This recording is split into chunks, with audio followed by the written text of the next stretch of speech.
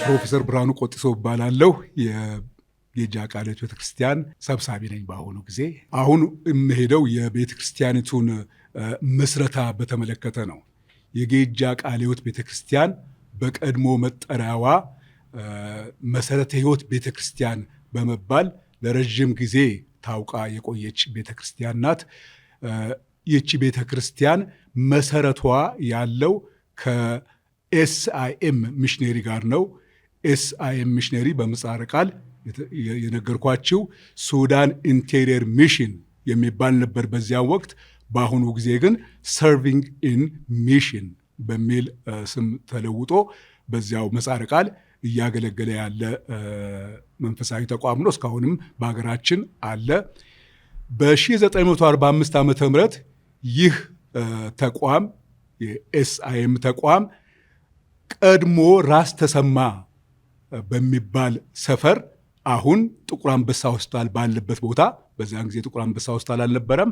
በዚያ ቦታ ስፍራ ተሰጥቶት የወንጌል አገልግሎትን የጀመረ ተቋም ነው። በዚያን ጊዜ የወንጌል አገልግሎት ተቋም ሲጀምር ልዩ ልዩ መንገዶችን በመጠቀም ይህንን የወንጌል ስራ ይሰራ ነበረ።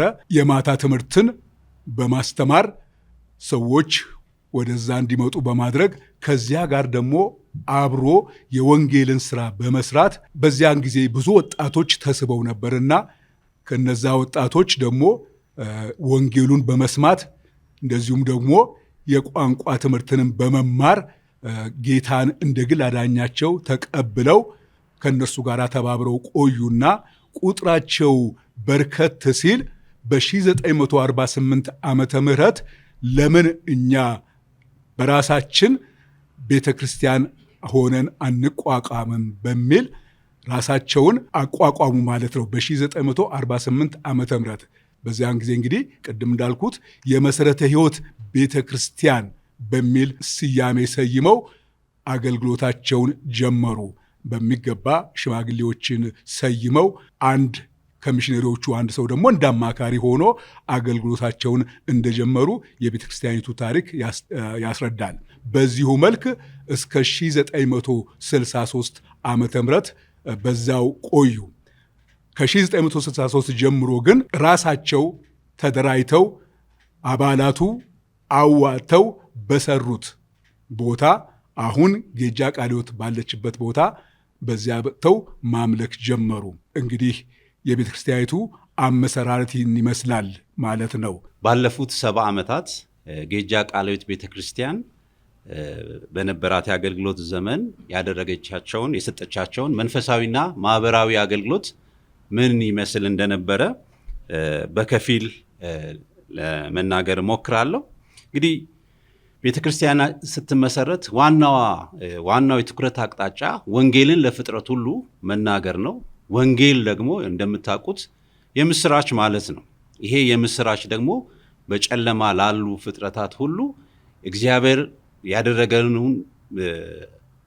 ዋና ተግባር ጌታችን ኢየሱስ ክርስቶስ በመስቀል ላይ ለሰዎች ልጆች ሁሉ እንደሞተና በዚህም የክርስቶስ ሞት እና ትንሣኤ አማካኝነት እግዚአብሔር ለሰው ልጆች ያዘጋጀውን የዘላለምን ሕይወት ማብሰር ነውና በዚህ አገልግሎት እንግዲህ እግዚአብሔር በመካከላችን ሰርቶ ብዙ ሰዎች ከድቅድቅ ጨለማ ወደሚደነቅ ብርሃን አምልጠዋል።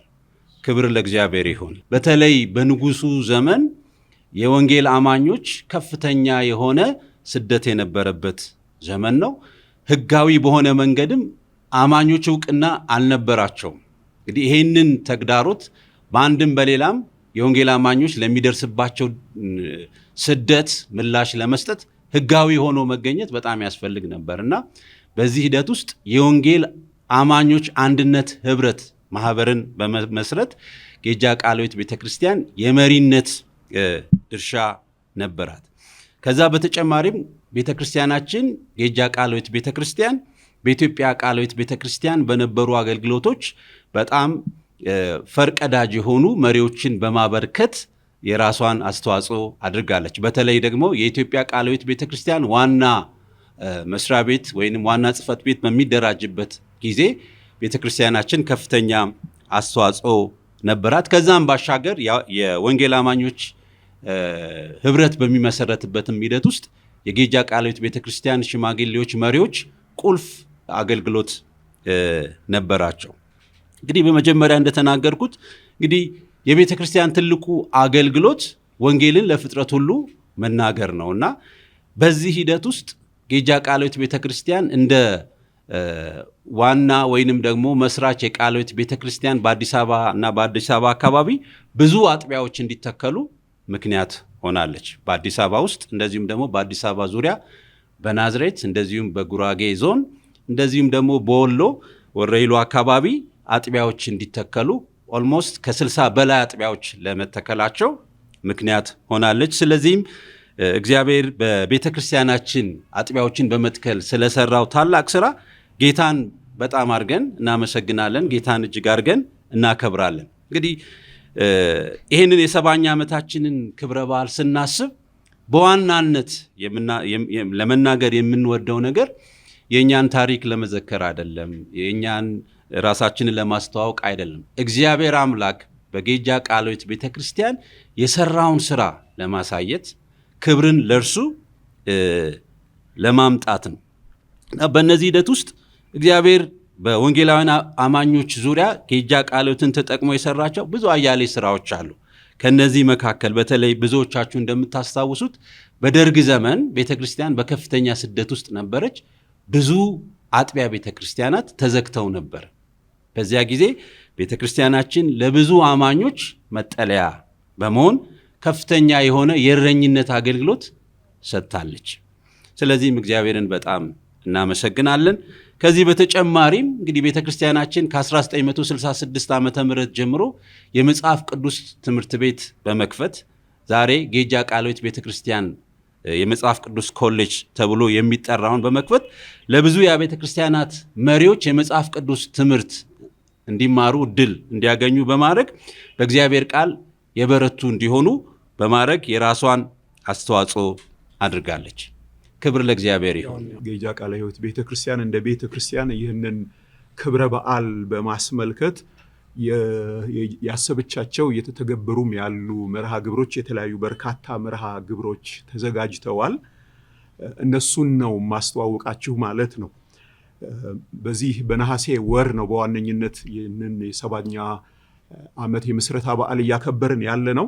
ስለዚህም ከመጀመሪያው ከነሐሴ 1 ጀምሮ ለአንድ ሳምንት ድረስ ለአንድ ሳምንት ያክል የጾምና የጸሎት መርሃ ግብር ተከናውኗል። ከኢትዮጵያ ኒው ሚሊኒየም 2000 ፕሬየር ቼን ጋር በመተባበር በቤተ ክርስቲያናችን ጸሎት አዳራሽ ልዩ የምስጋና ልዩ የምልጃ ጊዜ ነበር። በዛም እግዚአብሔር ረድቶን ጉባኤው ታድሞ ሌሎች ደግሞ ከዚህ ሚኒስትሪም ደግሞ የመጡ ጋራ አብረን በእግዚአብሔር ፊት ጥሩ የጸሎት የምስጋናም ጊዜ ነበረን። ጌጃ ቃለ ሕይወት ቤተክርስቲያን ያለፈችባቸውንም ታሪኮች በማስታወስ ደግሞም ቀጣዩንም ስራ ለጌታ በመስጠት መልካም ጊዜ ነበር። እግዚአብሔር ስለ እርሱ የተመሰገነ ይሁን።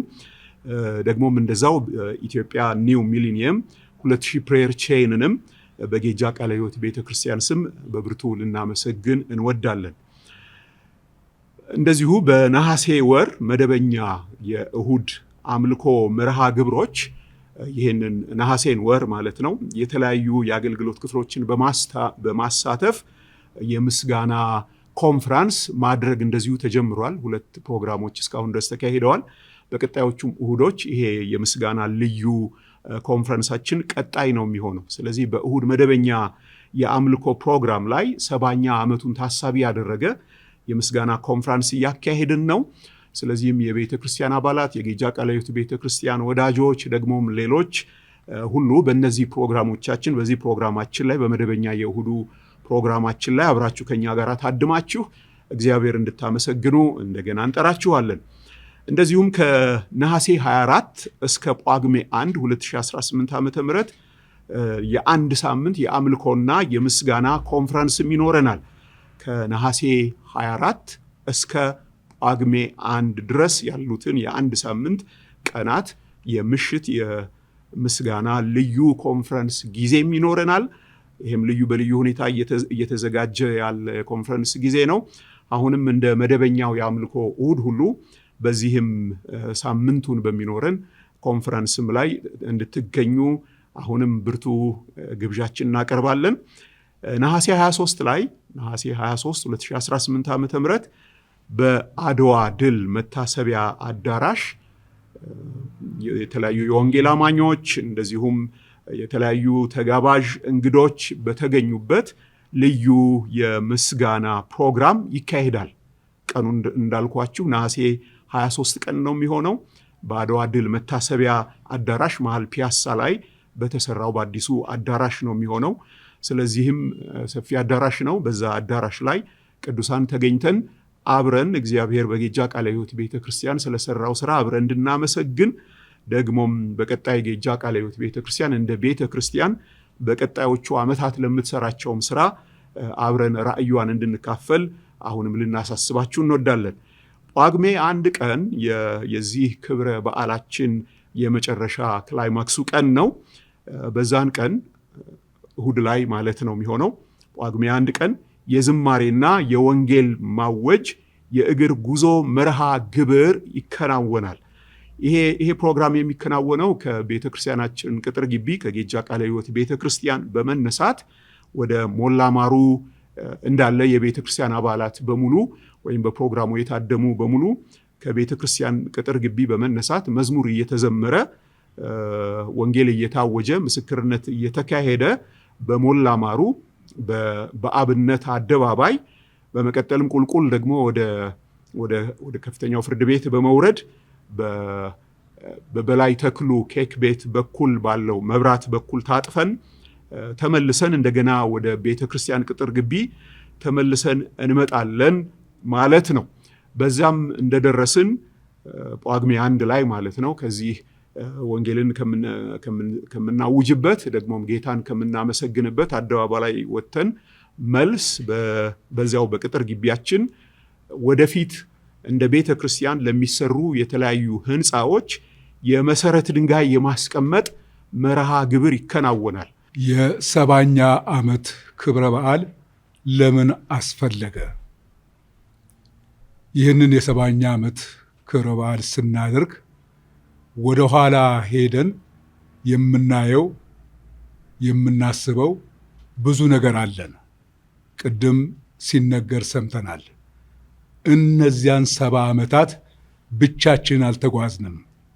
የመራን እግዚአብሔር ነው፣ ብቻውን የመራን። ስለዚህ ለእግዚአብሔር ለአምላካችን ታላቅ የምስጋና ድግስ ያስፈልገዋል። ይህንን ለማድረግ ነው የመጀመሪያው ትልቁ ምክንያታችን። የምስጋና ድግስ አድርገን እግዚአብሔርን እስካሁን ድረስ ስለመራህን እናመሰግንሃለን፣ በብዙ ድንቅ መርተህናል፣ በብዙ ማስቻል መርተህናል ብለን እግዚአብሔርን ለማመስገን ፈልገን ነው። ቅድም በታሪካችን ሲነገር እንደሰማነው በዚያ እግዚአብሔር የለም በሚል መንግስት ውስጥ ይህች ቤተ ክርስቲያን መኖር ችላ በአብዛኛው ተዘግተው ሳሉ እግዚአብሔር በፈቀደው መንገድ ይህች ቤተ ክርስቲያን ተከፍታ ስታገለግል በመላው አዲስ አበባ እንዲሁም በመላው ኢትዮጵያ ማለት ይቻላል ብዙዎች ሲመጡ የሚገለገሉባት ቤተ ክርስቲያን ነበረችና ያንን ድንቅ ነገር ያደረገውን እግዚአብሔርን ማመስገን ይኖርብናል።